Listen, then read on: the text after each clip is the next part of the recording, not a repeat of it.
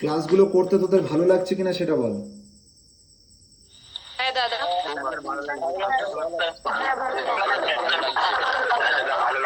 ওই সবাই একসাথে বলিস না, শোন একটা কথা তোদেরকে বলি বারবার করে, যে তোরা এখানে আয়, গ্রুপ স্টাডি কর, সবাই সবার।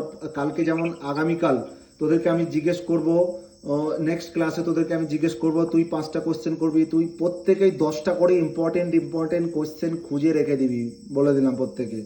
আর 9টার মধ্যেই আসার চেষ্টা করবি, লেট হলে আমি অ্যাড করতে পারবো না সবাইকে বারবার করে। প্রত্যেকেই 10টা করে ইম্পর্টেন্ট কোশ্চেন খুঁজে নিয়ে আসবি, জিকে সবাই এক একজনকে জিজ্ঞেস করবো, 10টা করে বলবি, আনসার বলবি।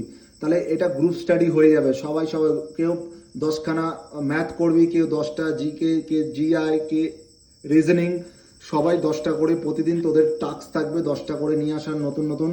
প্রত্যেকেই 10টা করে নিয়ে আসবি, 10টা করে বলবি, এ বলবে ও বলবে, এতে তোদের একটা গ্রুপ স্টাডি হবে। তোরা অনেক কিছু শিখতে পারবি, অনেক কিছু জানতে পারবি, ঠিক আছে?